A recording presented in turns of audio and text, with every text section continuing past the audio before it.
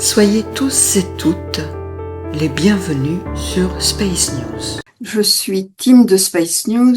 Nous sommes le dimanche 24 novembre 2024. Il est 17 heures et j'ouvre la 47e visioconférence de la série Les Galactiques 2024 qui ont lieu tous les dimanches à la même heure sur Zoom. Toutes les informations que je présente sont exclusivement de sources extraterrestres, notamment de mon mentor et principal contact Zen, à l'écrit et en audio, depuis le début de l'année 2016. Il ne s'agit pas de canalisation ni de télépathie, mais de conversation noir sur blanc, ainsi qu'à l'oral que j'ai enregistré grâce à des technologies de communication. Pour preuve, vous pouvez entendre la voix de Zen dans ma vidéo sur YouTube numéro 2023-115 et trouver d'autres informations dans mes 4 livres, dont notamment Premier Contact. Le thème d'aujourd'hui est comment les extraterrestres qui sont dans leurs vaisseaux spatiaux en haute orbite terrestre se nourrissent-ils? Que mangent-ils? Sont-ils frugivores, véganes, pescétariennes, carnivores ou un autre type de régime? Quelles sont leurs habitudes alimentaires et où obtiennent-ils leur nourriture? Les régimes alimentaires vont bien entendu dépendre du type de la lignée extraterrestre. Les lignées humanoïdes ne mangent pas la même chose que les lignées amphibiennes, aviaires, félines ou marsupiales. Un extraterrestre de type humanoïde n'évolue pas dans les mêmes conditions morphologiques qu'un amphibien dont le corps n'a pas les mêmes organes ni le même besoin d'énergie. Les régimes alimentaires sont donc tout à fait différents d'une lignée à l'autre. La plupart des extraterrestres qui sont dans des vaisseaux spatiaux se feront livrer la nourriture, l'eau et tout ce dont ils ont besoin par cargo interstellaire depuis leur planète d'origine, sauf les Andromédiens qui vivent dans Viera. Je vais donc vous les présenter par type de régime. La lignée des Andromédiens, qui est une lignée à elle seule, morphologiquement, ils sont grands et filiformes, ils mesurent entre 2,60 m à 2,80 m de haut et ils ne sont pas musclés. Ils sont exclusivement frugivores, donc ils ne mangent que des fruits et ils trouvent dégoûtant de manger des légumes. Les humanoïdes végétants, la lignée pléiadienne de Zen, morphologiquement, ils font de 1,50 m pour les femmes jusqu'à 2,10 m ou 20 pour les hommes, qui sont des armoires de muscles, surtout lorsqu'ils vieillissent. Malgré leur musculature, ils mangent très frugalement, plusieurs fois par jour, des repas composés de nopales, de fruits, de légumes et de noix, accompagnés de jus de fruits. Ils mangent beaucoup de nopales, les feuilles du figuier de Barbarie, le cactus opuntia. Les nopales sont souvent utilisés dans la cuisine mexicaine et ils peuvent être consommés crus ou cuits. Elles sont riches en fibres, vitamines et minéraux et sont appréciées pour leur texture croquante et leur goût légèrement acidulé. Les couverts chez les végétants ne sont pas comme les nôtres. La cuillère est comme une demi-louche avec un manche orné pour la soupe. La fourchette n'existe pas et elle est remplacée par une triple baguette orientale qui est composée de 3 baguettes plus courtes qui sont rattachées ensemble à un bout avec une petite articulation flexible au milieu et un petit crochet à chaque bout, ce qui permet de saisir chaque morceau entre 3 pointes. Les humites sont également des humanoïdes de 1,60 m à 2 m. Ils sont très puissants, d'autant qu'ils s'exercent aux défis extrêmes, comme entraîner leur corps à supporter des températures glaciales en se baignant dans une rivière gelée, par exemple, et ils apprécient une température ambiante à 12 degrés, Contrairement à ce que l'on trouve sur l'Internet terrestre les concernant, ils ne sont pas végétariens, ils sont omnivores, c'est-à-dire qu'ils mangent à peu près de tout, y compris de la viande. D'après ce que m'avait raconté un jeune humite de 18 ans, avec lequel j'ai pu discuter plusieurs fois, entre parenthèses, j'ai partagé cette histoire dans ma vidéo numéro 2022-74, ce jeune humide s'était échappé de son vaisseau et il a été accueilli à bord du vaisseau scientifique de l'équipage de Zen.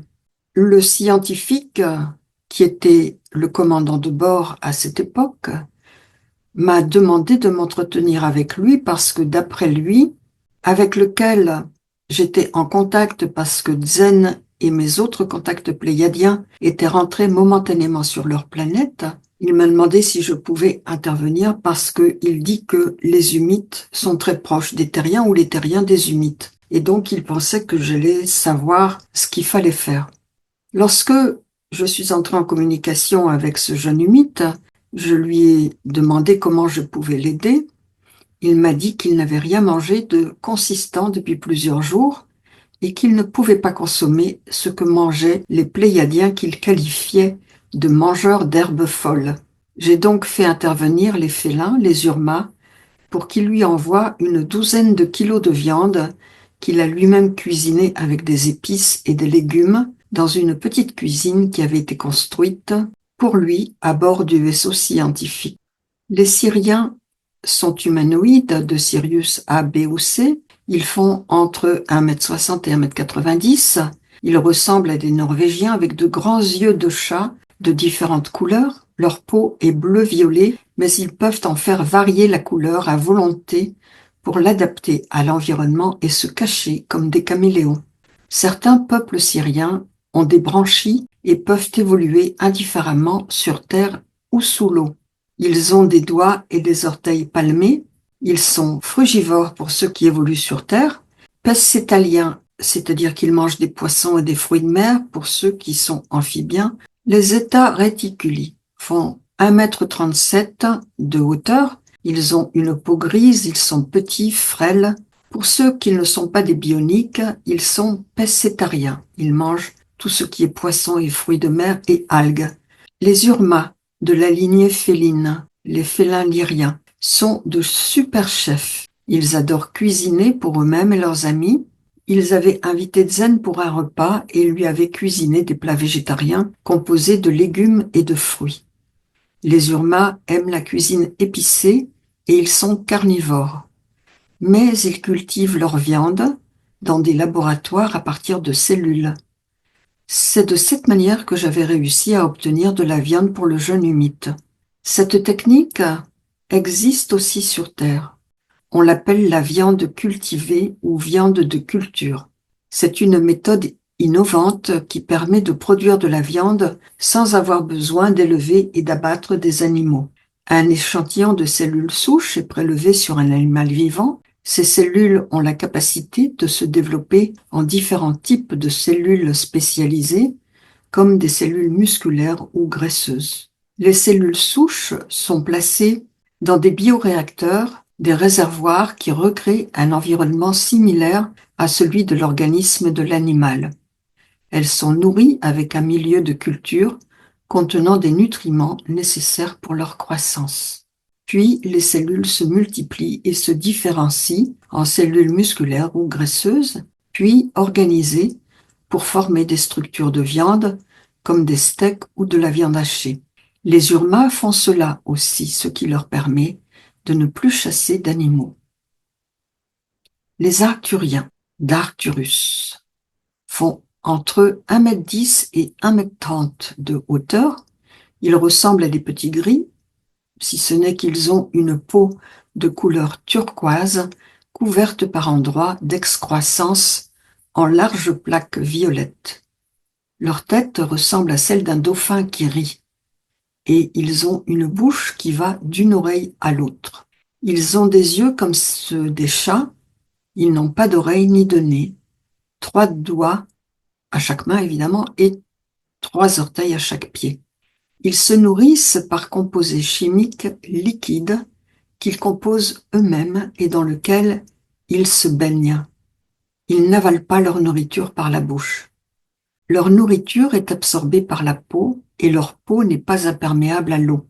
C'est-à-dire que s'ils se baignent pendant plus de 5 minutes, ils pourraient mourir de noyade par absorption de l'eau par leur peau. L'absorption de la nourriture par la peau leur donne une odeur très forte d'ammoniac ou de soufre qui a été souvent rapportée par des terriens qui sont tombés nez à nez avec des extraterrestres sur Terre. Les carnivores. Il y a des lignées qui ont un régime hautement carnivore et dont la source alimentaire sont les êtres humains.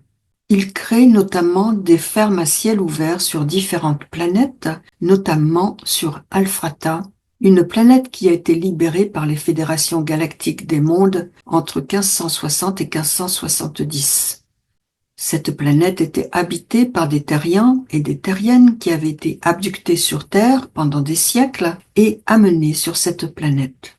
Leur seule destinée était celle du labeur d'esclaves pour faire fructifier la ferme d'êtres humains qui servaient de viande non seulement sur les vaisseaux, mais sur Terre dans des bases souterraines et dans l'espace dans certains systèmes stellaires, où ils servent de la viande humaine accompagnée de légumes dans les restaurants. Je présenterai cette situation qui est liée au trafic d'humains spatial dans le programme de 2025 sur les lignées qui ne font pas partie de la Fédération galactique et que je n'ai pas encore présenté.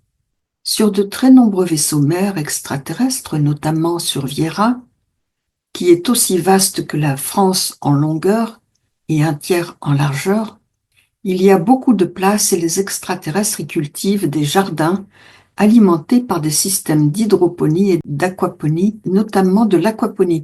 La différence entre les deux systèmes, hydroponie et aquaponie, est que l'hydroponie, les plantes sont élevées dans une solution nutritive artificielle, souvent composée de nutriments chimiques ajoutés à l'eau. C'est un environnement de culture stérile et artificielle où les nutriments sont contrôlés de manière précise, surtout pour les grandes exploitations. Ici sur Terre, il y en a aussi beaucoup.